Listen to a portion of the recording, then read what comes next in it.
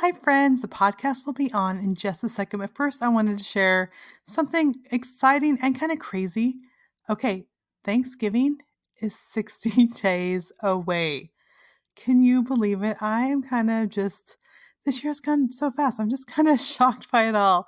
But I have something exciting for you. So, as you may have heard, my new book, The Grumble Free Year, will be out on November 5th. And before then, if you pre order it, I have some great pre order gifts for you. So you go to thegrumblefreeyear.com, just all one word, thegrumblefreeyear.com. And I have a free color book of scripture printables that I actually use with my kids. And I have a 60-day gratitude journal. Now, what I did is I created it as a printable. You could print it up in color or black and white. If you do black and white, your kids can color those pages too. And for 60 days, your family can write down something they are grateful for. So I just printed it, I hole punched it myself, put it in a binder. And then this morning, my kids wrote down a person they were grateful for. And the next day is something else that they're thankful for. So throughout the whole 60 days, we can build our gratefulness. So when Thanksgiving comes, it's just not about the turkey or the pumpkin pie, although that is pretty wonderful too. They can truly have grateful hearts. So be sure to check it out at thegrumblefreeyear.com. Okay, today on Walk It Out, we are going to be talking to a novelist. I don't get very many novelists on, so I am super excited about this. Now, when I first started writing, I just was thinking of myself as a fiction writer. My writing has expanded. I still love reading novels. I still love writing novels, but it has expanded beyond that. I write fiction and nonfiction, lots of nonfiction. So I loved connecting with Jaime Jo Wright. Jaime Jo Wright, she's a Christy Award-winning author of The House of Foster Hill. She has some other great books that we're going to be talking about. And she's also a human resource director in Wisconsin, where she lives with her husband and kids. But one of the cool things you're going to love is, first of all, she was homeschooled. And it's fun to hear from adults who were homeschooled kids to see just how things have worked out for them. And I think they've worked out pretty good for Jaime Jo. Now, I had so much fun with this interview. It was really, even though we're friends online and we chat back and forth, I really learned some things that I didn't know about her before. And one of the things that I know you're going to love is how she sent a manuscript into a publishing house when she was just 15 years old. So you're going to have to tune in and hear that story.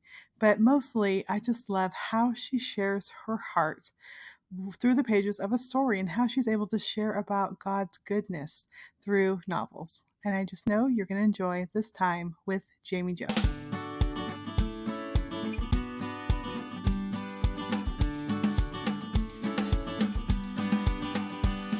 You're listening to Walk It Out with Trisha Goyer, where we discover what it looks like to follow God and be swept away on the journey of a lifetime.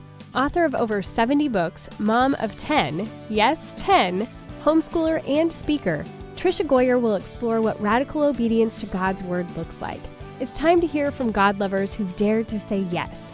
Listen in to heart chats and learn how others overcame doubts and fears. Discover how God used ordinary people to impact others one step at a time. If you're ready to get radical, get going, and make a difference in this world, you're at the right place. Here's your host, prolific writer, world traveler, people lover, and mega nap taker, Trisha Goyer.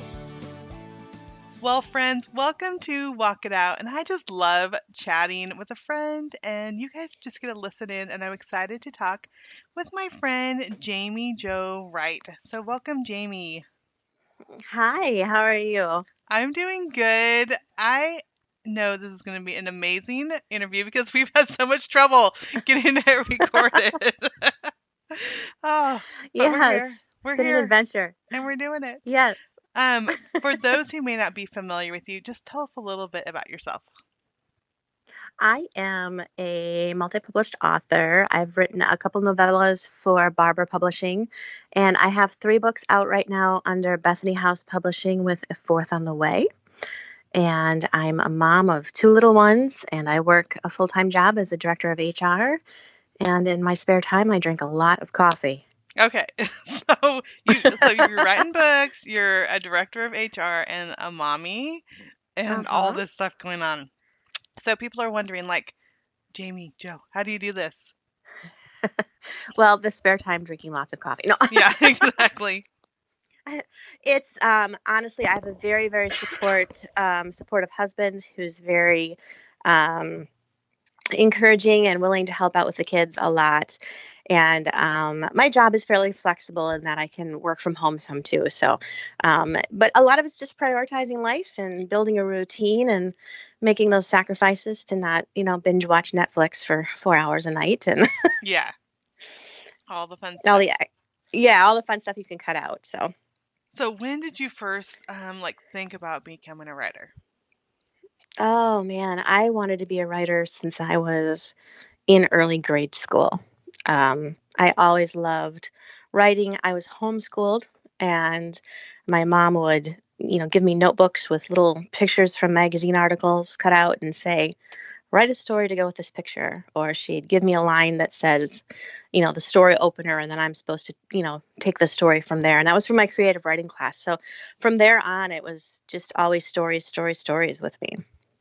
And I'm pretty excited that you're homeschooled because it's like after homeschooling all these kids, it's like, okay, it does work. Yes, Um, so were you homeschooled all the way through? I was. Yes. Yes.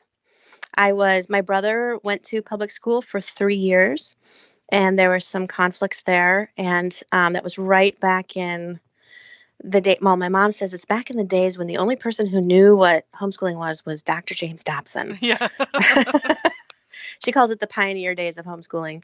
And we were one of the first families in our church, I think, that homeschooled. But yeah, I started when I was 6, and every year my mom said, we'll just take it a step at a time. And every year my parents decided, well, I guess we're going to go forward again this year. And by, 12 years later, I was graduated. So, Now, were you one of the kids that liked being homeschooled, or were you one of the ones that like wanted to go to public school and felt like you were missing out? Because I have both kinds. We're oh, sure. homeschooling all the kids, and Right. some of them are like totally fine. Some of them are like every year, I want to go to school. I want to do real school. Well, I was one that I really liked to be home, but I missed the social Mhm. environment. So there was the social elements. So I have to hand it to my parents. They could tell that I was an extremely extroverted kid, and they got me involved in a lot of things that really satiated that need that I had for social activity. So I was in piano lessons and youth group and constantly had sleepovers, and just they were really good at making sure I had that social environment too. Yeah. And were those like involved in? Were there any homeschool activities back then? Because now, I mean, we're living in a little community, and there are so many things. Like every day of the week, we could be doing something, but I don't think that it was like this. No, no, I had two friends growing up that were homeschooled. And they were, so our families were fairly tight. Yeah. But we lived probably about 30 to 40 minutes away from each other, too. So it wasn't like we could get together during the day really easily and exchange lessons or do something together. And there wasn't anything like a homeschool co-op or homeschool resources. So my mom was constantly flying by the seat of her pants. Wow. It's so amazing. And so cool too. Now, I know like one of the main reasons like we homeschool is just the spiritual foundation Hmm. we want to give our kids. Do you feel that that helped you as being homeschooled to have that spiritual foundation? Oh, for sure. I mean, I think when you are able to learn even mathematics from a spiritual Hmm. perspective, Hmm. it definitely helps create a visual or lens on how you view everything. Um, from a tree to a mathematical equation, it all has the hand of the creator on it. And having that emphasis in the education was really important for building that foundation and building that viewpoint. That's good. Now, you talk about like always writing. When did you think like this is something that you want to do and get published? I've always been a dreamer. And at 13, I decided I wanted to be the next Jeannette Oak. Um, Love her. I, Yeah. I know I do too. I had very lofty goals. Um, but yeah, she was very inspiring. And obviously, she inspired many, many writers because she was one of the first Christian writers that wrote Christian stories and Christian fiction. So I was 13, I guess, is when I really decided I wanted to do it. I sent my first manuscript to Bethany House Publisher by snail mail when I was 15, and got a nice professional rejection letter, and kept on writing. So it's been a long journey. I was, let's see, I was 39, 38 or 39 when I finally got published. So it's definitely something you got to be in for the long haul. Yeah, so, okay, I am just like so impressed that at 15 you finished a manuscript, printed it up, and sent it in to a publisher. Like that completely blows my mind.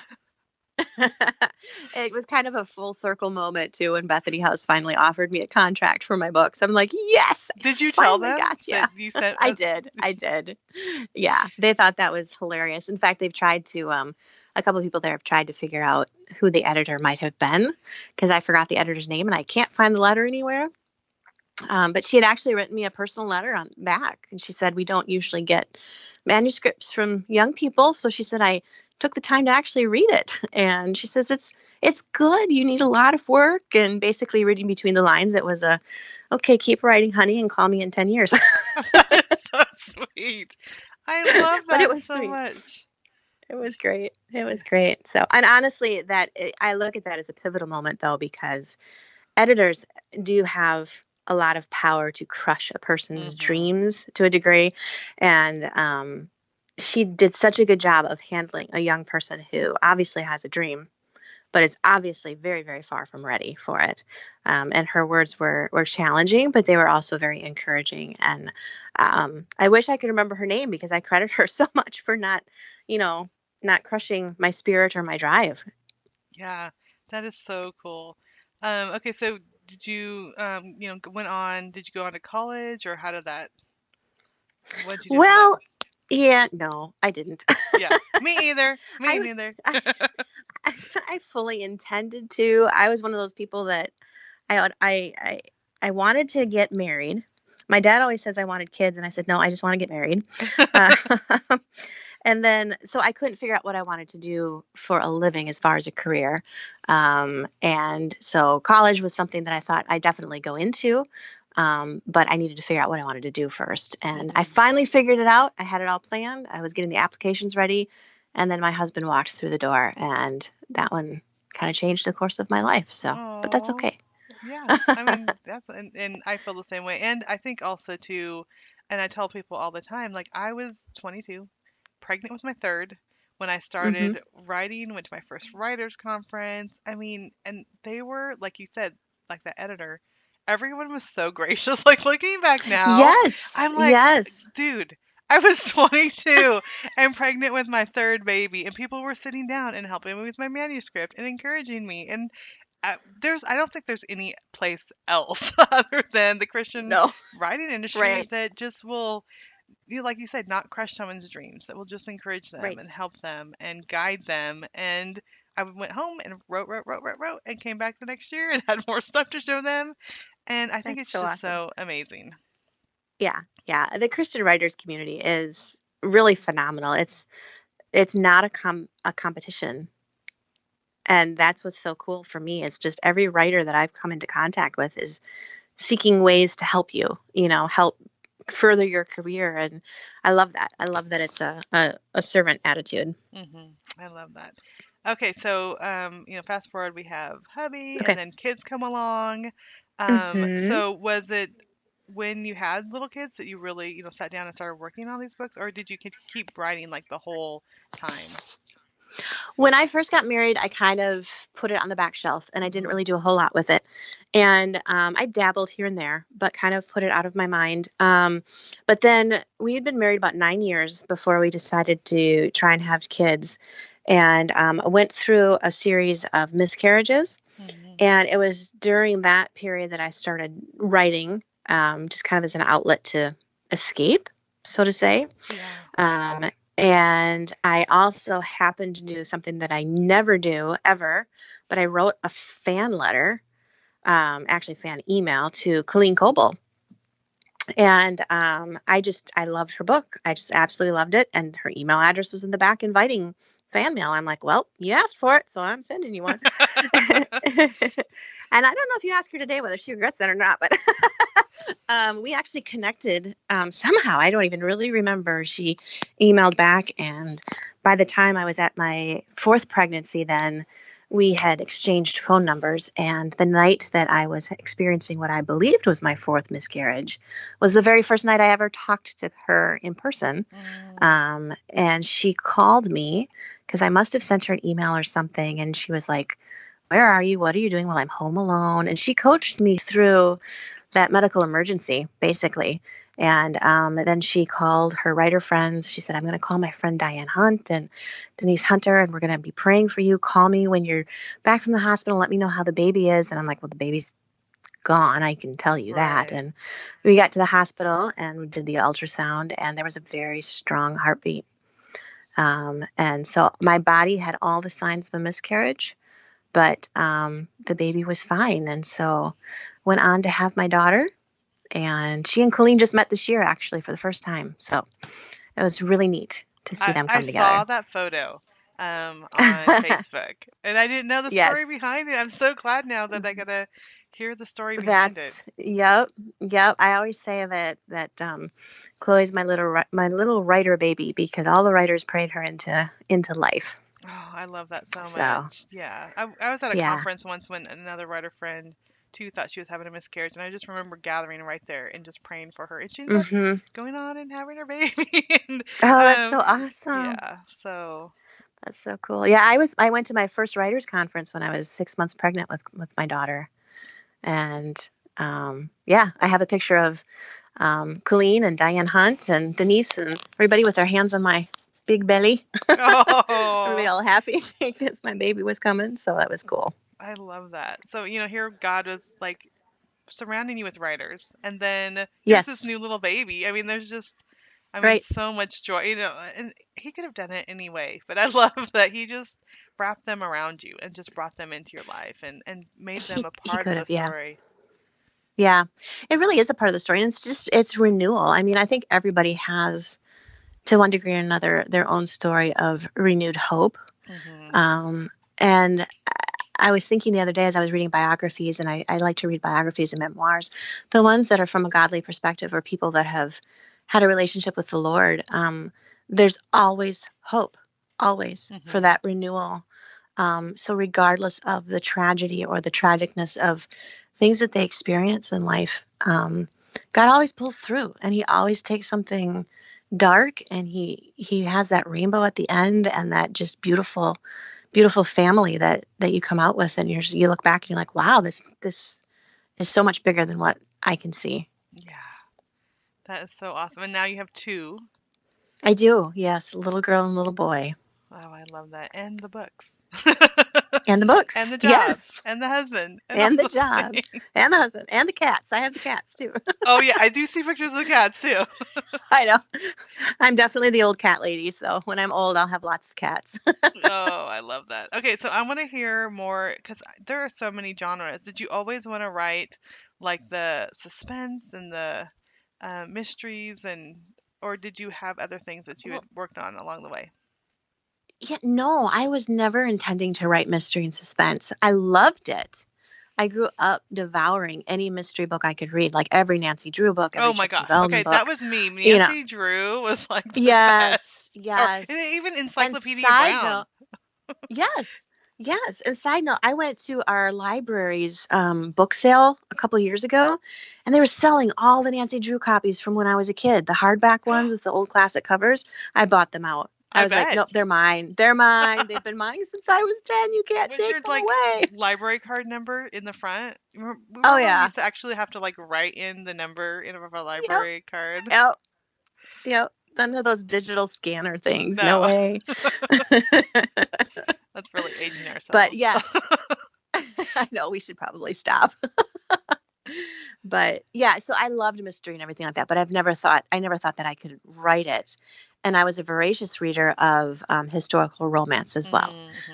So I really cut my teeth writing the historical romance. And then I did a couple novellas with Barbour doing some of the romance. And by then I was dabbling with suspense with the historical elements because I liked that extra layer of plot to a book. And then just the one night, it's another long story, which I won't go into, but I got to thinking about what if walls could talk, that feeling of those old abandoned houses, and you go in there and what secrets those walls hold. And that's really where The House on Foster Hill, my first novel, was born then, and became a split time where it was like you go to the back to see what happened, and then the present to see them discovering the secrets that the walls were hiding. So I love that. So at this point, like you've been writing for many years, how did you know like this was going to be the one that was going to break through and get you published, or did you know when you started working on it? I didn't know at all.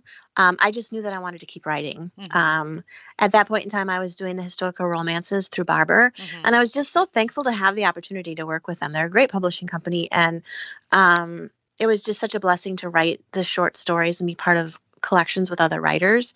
So I thought I talked with my agent a little bit, and I said, I want to branch out and I want to try a split time historical present day mystery. And she said, well, you know what? You've really got nothing to lose. Let's try it. So I did. And we did send it to Bethany House, and they did actually reject The House on Foster Hill the first time around, and came back with some things that needed work. And so we worked on them, and in about 6 weeks, we resubmitted it and said, well, we fixed them, we think. And shortly after, then they were like, yep, we want this one. So. Oh, that is so cool. And there you are, all these years later. And here I am. 4 books in, and working on my 5th. So yeah, it's an adventure for sure. Oh, I love that so much. And I just love, I mean, I just picture like God smiling, like even at 15 when you're sending that in. It's like, I know. Just wait, because it'll happen. Well, and, getting those books, like trying to figure out, how do I submit a proposal? How do I submit? And then I'll never forget, it said, be sure if you want to get your stuff back to enclose an SASE. And I didn't know what that was. Yeah, and I didn't have Google to Google SASE. So I was going all over the place trying to ask, what's an SASE? And nobody could answer it. And finally, our church secretary goes, it's a self-addressed stamped envelope. Oh, thank you. Yeah. So I totally remember, getting the first writer's guidebook. Yep. And it said something like a number 10 envelope. And I'm like, what's a number 10? And like, again, this is before, like, there was no Google. I called like the office supply store and like, do you know what a number 10 envelope is? And they like didn't even, and which basically it's just the basic standard white envelope. It is, but the number 10. When you don't speak office supply language, you don't know. They didn't know either.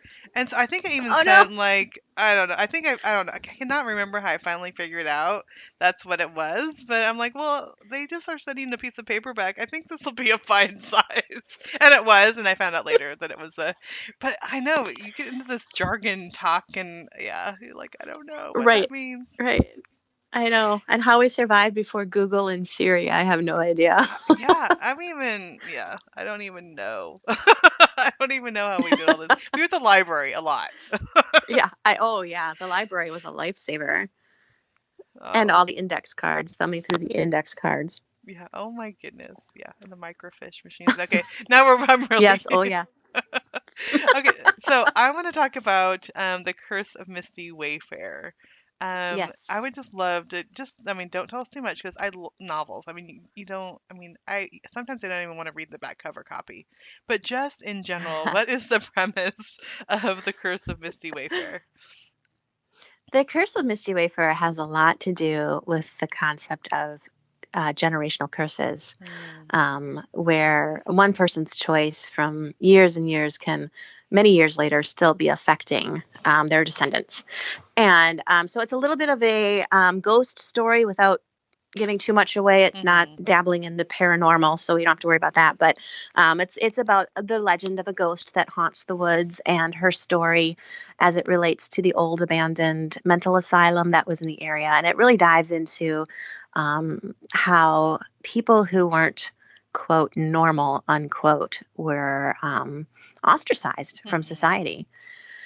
And that could have been, you could have been epileptic. You could have been, just suffering from grief, widowhood, all these different reasons that weren't necessarily mental illness. And then there were legitimate mental illness reasons that they built these hospitals. And so the story kind of revolves around that and then takes you back to the present day and a young woman who's also struggling with some of those physical ailments, and then working through that spiritual element too of her family's consequences and how it's sort of cursed them.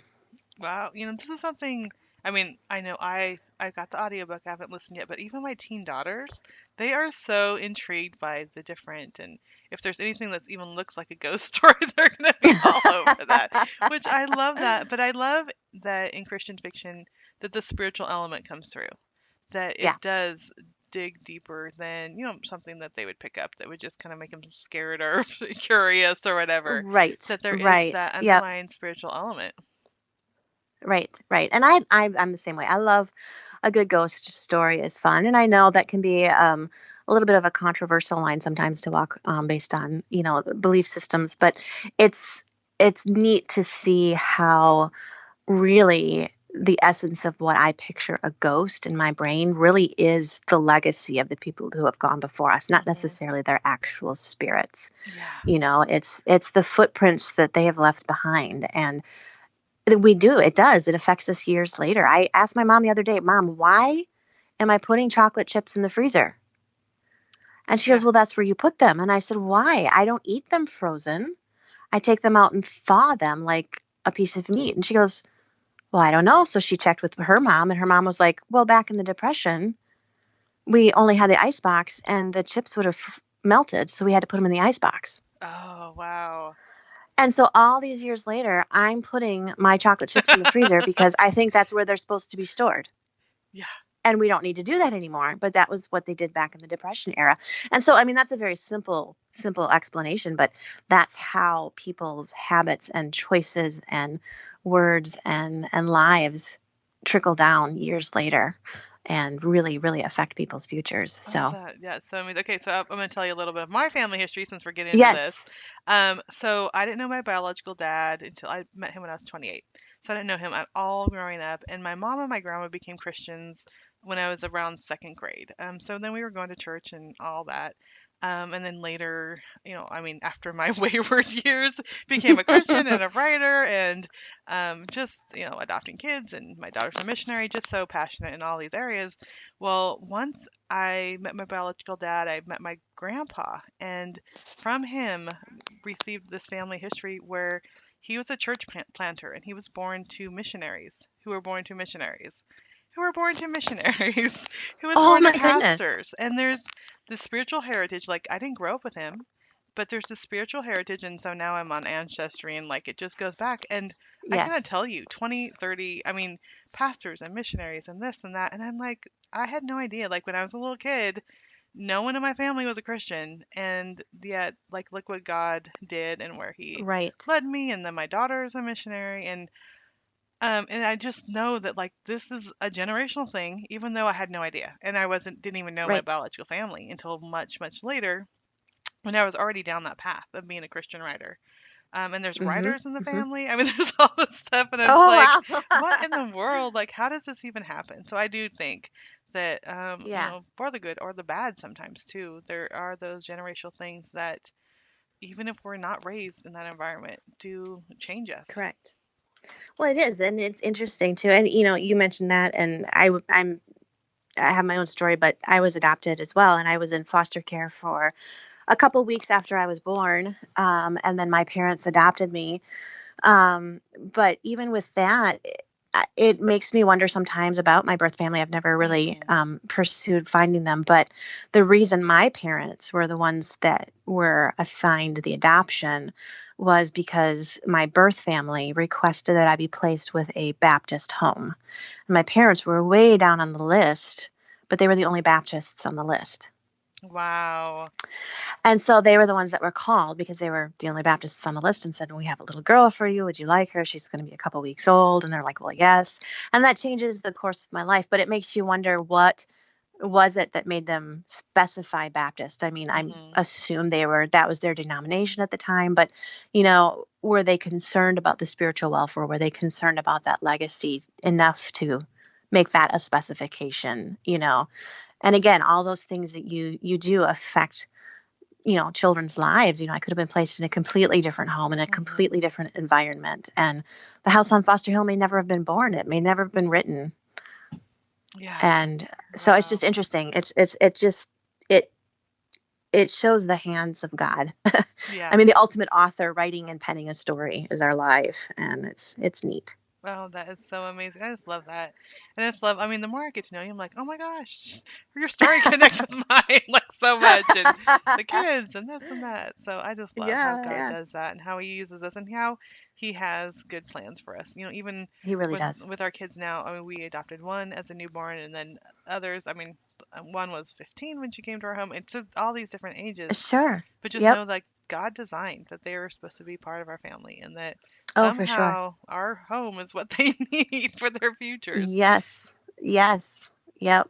And what God's going to do for them, and when they look back on the bookcase of their life, and the people that they'll be blessed having known because of the journey God took them on. It's amazing, and it's hard to see when you're in it. Especially when you're in the dark times. It's really hard to believe that God is authoring this really Hmm. great best-selling novel of your life. Um, but later on, I really firmly believe that we all have that opportunity to look back and go, wow, Yeah. that was not fun during the time, but wow. And that's how I look at the books that I write. To me, they're that dark. And people are like, why do you write dark fiction? I'm like, because I hate to say it, but life is dark. Hmm. Hmm. It's not happy and flowery. And yes, I like to read some of those books too because they're a relief. But I like to write the stories that pull us out of that darkness and show that there is hope, no matter what situation we're in. And God brings that hope to us, and we may have our idea of how God should answer our prayer, but His promise is that He will answer our prayer. And when He answers our prayer, it will be the right way, whether it's in our agenda or not. Um, and just knowing that it's going to be right, it's going to Hmm. be the right answer, is just a phenomenal peace that comes with that, because there's no mistakes. Yeah. Well, I think too when we are, yeah, I mean, there's always that light, sweet, fluffy stuff that sometimes, the Hallmark movie that just feels good that Right. you're Oh, in a yeah. moment. Yeah. But I think the books that have really impacted me have been the ones where I'm crying through it and I'm emotionally Yeah. connected and drained, and then there's hope even Yes. in the darkness. I mean, those are the ones. It's not the cotton candy, but it is the one that makes Right. you look at Right. your own heart and what's going on and the story God's writing in your life. Exactly. Yep. Yep. And I love that. I love that journey, and I love that walk in a story, being able to walk that with the characters, and hopefully come out feeling like, all right, I can do that too. Hmm. Oh, such So, good stuff. So I know we talk about, I mean, the books, the challenges in the books, but I also know, like in our own lives as writers, I'm like, sometimes I'm like, why did I sign up for this gig? Like, this was really hard sometimes. There's the dailiness of going through the writing and the process and the yes. life and the challenges. And I also know that you've had health problems in the midst of it. So how do you continue just going forward and staying strong even when there's all these challenges? I think my mom, she paraphrased it, and I'm going to re-paraphrase it so it'll get really butchered. But she read something by Corrie Ten Boom once that was basically, you don't get on the train until you have the ticket. Mhm. And I've always remembered that. And it's the same concept of, are we going to homeschool next year for my parents? No, we'll figure that out next year. It's that step by step, moment by moment. So rather than trying to look ahead and set my New Year's goal, or set a goal for a year, or try and figure out where I'm going to be next year at this time, it's really like, hey, I was blessed to wake up this morning, and today I feel okay. Yeah. And today my health isn't bothering me. So what can I produce today? And honestly, today, as we're talking, not a great day for me to be writing. I'm not feeling really good. My brain's really foggy, and putting something on paper would be difficult. And so I'm like, I could be stressing out on, oh, I have a word count I've got to make. Or I'm like, okay, I'm just going to sit and digest more of the spiritual theme that I want to impart in this book, so that when I can write tomorrow, it'll be even clearer and even more precise. And so it's really asking God to redeem the time and not getting on that train until it's time to get on the train. Yeah. And then you go to your next stop and you get off and you do what you need to do, and you just take it a step-by-step moment. So I'm not big on New Year's goals and things like that, because I don't want to confine God to a goal. Yeah, that is so good. And I think, too, I mean, people ask me the question, like, how do you do it? Because I'm homeschooling and the kids and Right. taking care of my grandma and all the things. But I do feel like when I'm taking care of the stuff that I need to be taking care of, like these kids we've adopted and my grandma who's almost Mm-hmm. 90. And it's like God, like, I love how you said he redeems the time. Like, all of a sudden I'll Yep. sit down and the words will come and somehow it gets done. It's not Yeah. anything like, Yep. oh, I'm so amazing. Look at me. It's like, wow, Right. God, you were totally there because it happened and I don't know how it happened. And I think that's so important. I think sometimes when we're afraid to kind of step out and try the things, the hard things, the big things, because we can't see how it's going to work out. And I think Right. that's where we need to be. Like, because God, that gives God room to show up when we cannot do it in our own strength. Right. Right. And that's where he works the best, because he gets the glory for it. And he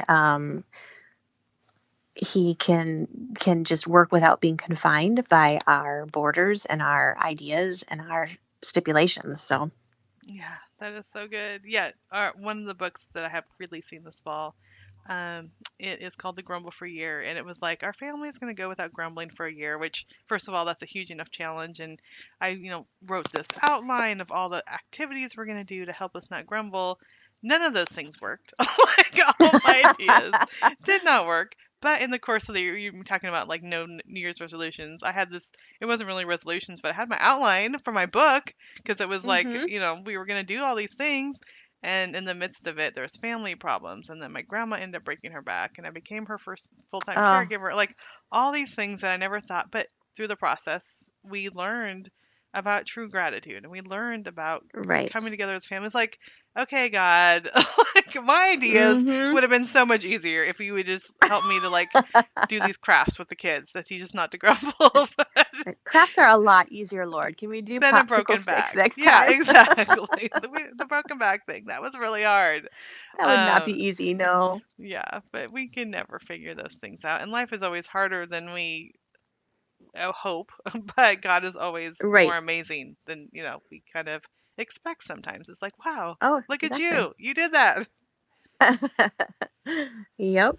Oh, I love that. Okay, so tell me, The Curse of Misty Wafer is your most recently released one, but you said you're Correct. working on another one that's coming out. Is it, are you done? Is it in the process, or where are you with that book? I'm actually done. I just sent in the final edits last week. Okay. That one comes out in December. It's called Echoes Among the Stones. And that one is really dealing with the theme of the choice that we have to make after grief. That choice to walk through grief rather than avoid grief, or to avoid grief and oftentimes choose a path of loss and bitterness where we end up losing out on more than we needed to. It's a split time. It's also a mystery. It's got murder in it and mayhem and all that fun stuff too. Wow. You don't tackle any easy subjects, do you? I'm waiting. I want an easy subject. No, I'm not. I don't. And they said The that. one I'm Oh, What's good. that? Oh, I was That. gonna say the one I'm writing right now is I was praying about what the topic was gonna be, and I'm thinking, oh, this is gonna be the easiest topic, and then all of a sudden it just hit me like a load of bricks. It's what would it be like to walk around in life feeling completely hidden and insignificant? Mm. And that even the people who would accept you for being insignificant rejected you. Oh, wow. If you had just nothing to give, Right. if Yeah. if there was nothing to give, if you were not valuable, and Wow. how would you reconcile that? And how would you reconcile that to your faith? And so I'm like, thanks, Lord. That was not where I was going with this book, but I guess that's where we're going now. Wow. So Oh, but that's going to be good. That's going to be so good because I think all of us deal with that in different ways. I mean, Correct. Yeah. yeah. Oh, so Yeah. good. Okay, you're gonna get another one out there that's gonna just really change lives. But there's a process. There's always There the is. process. Yep. Yep. So it's a good process. Yep. Well, for those who maybe are, thinking maybe it's not writing a book, or, maybe it's something else that they feel like, oh man, this is something I've always wanted to do. Just like you and I were at the library, it's like something that's always been in their hearts, but they're afraid to take those steps and they're afraid to kind of put themselves out there and be vulnerable. What advice Hmm. would you give them? Um, my advice is a little bit brutal. Okay. my, you know, I firmly believe that we need to stop waiting for miraculous calling Mm, to tell us to move forward. mhm. And I know there's a lot of writers who feel called to write, but I frankly never did. It was just something that I liked to do as a hobby. And I think we get afraid to take steps and do things. Just take a step, Mhm. because we don't need to have a big calling or a big mission or a big billboard that splays out this massive goal. Just take a little step. Write one chapter, write one piece of poetry, write one sentence, go to one library book club meeting, Mhm. go to one local conference. Just take little baby steps, because those baby steps is what builds into a big journey. And if we don't go into it with preconceived ideas or expectations, and even if we go into it with fear and nervousness and hesitancy, I think God can often use that more, because we're not going in bold and confident with this idea that we have this massive calling that God's given us and that we've defined in our minds. We're going in really like Gideon went into battle with way understaffed Right. and way under armored and under weaponized, and should not have won that battle. And Exactly. yet that's when God can shine and say, hey, I'm going to take this in a completely different direction. And Gideon never had to raise a sword, Mhm. you know, and that's that nobody could have sat back and planned that. So yeah, anybody struggling or scared, just take a baby step. Just I take a love baby that. step. It's like that little kid on a diving board. Daddy's down there. He's going to catch you. Hmm. That's a good picture to end with. I love that so much. Well, Jamie Jo, where can people go to find more information about you and your books? Sure. I have a website. It's jaimejowright.com. And my name is spelled Jaime, so that might throw a few people. Otherwise, you can find me on Facebook. The website has all the links to my other social media, so that's probably the easiest place to go. But I'm on Facebook and I'm on Instagram and Twitter. So all three of those places, it's just my name, Jaime Jo Wright.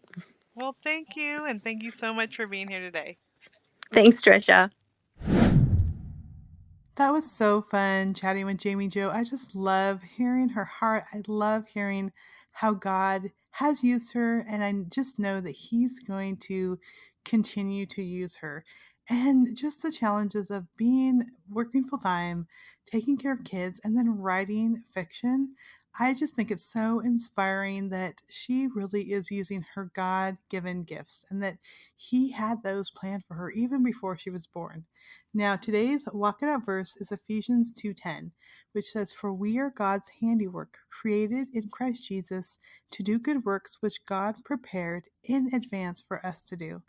And I just love that when God was creating Jamie Jo, He just put this love of story in her, this ability to just wrap her mind around sharing a story with readers, to taking them along on a spiritual journey, even through the pages of a novel. So let me just pray for all of us as we think about how God has created us. Dear God, I just thank you so much for today. I thank you for Jamie Jo and the blessing that she is. I pray a blessing on her novels. And Lord, I pray for everyone listening today who may think that I will follow my dreams later, or God can't use me in that way, or I don't have the same kind of talents. I love, Lord, that in your word it says that we are God's handiwork. All of us, each one has unique gifts, unique talents that are not just for us, but are for others and for your glory, Lord. I pray, first of all, that all of us will realize that if we have dreams in our heart and they are to help and impact and share your good news that those gifts are from you. It's not something that we need to hide or be ashamed of or push to the side, Lord. I also pray that you'll help us to understand that we need to model these things for our kids. We need to model following our talents. And I love how Jaime Jo's mom encouraged her to write, and that at 15 years old, she felt brave enough to send in a book to a publisher. That is just so amazing. So I just pray for each of us, Lord, that we will not hide the talents that you have given us, that because you have made us and you see us as your handiwork, that we will glorify you in all that we do. I thank you for each listener here, and that this week they may just have that extra dose of inspiration. In your name we pray. Amen. Well, friend, thank you so much for tuning in to Walk It Out. I am so thankful that you're here. I'm so thankful that you take the time to listen, whether you're doing laundry or driving in your car, or maybe just as your relaxing time, you kick up your feet. I hope you have one of those. I know that time is rare for me, but I hope you have that time to relax. But I would love it, first of all, if you would share this podcast with your friend. Just let people know, hey, I love listening to Trisha's Walk It Out. I'm always amazed by these interesting guests, and I think you'll be inspired. If you just take a minute to do that, that would be awesome. I'd really appreciate it. And then if you ever have any thoughts or questions or guests you want me to interview, go ahead and drop me a line at hello@trishagoyer.com. Just put Walk It Out podcast up there in the subject line. Well, friends, thank you so much for tuning in to Walk It Out. And remember to go to thegrumblefreeyear.com and pre-order the book and then get your goodies for that. Now, Thanksgiving is only 60 days away. Start your 60-day gratitude journal today. Okay, friends, have a great week. Thanks for listening to Walk It Out. Head over to the show notes for this podcast and all past episodes at www.walkitoutpodcast.com. If you love the show, share it with someone you know who can make a radical difference in the world. We love new friends. See you next time.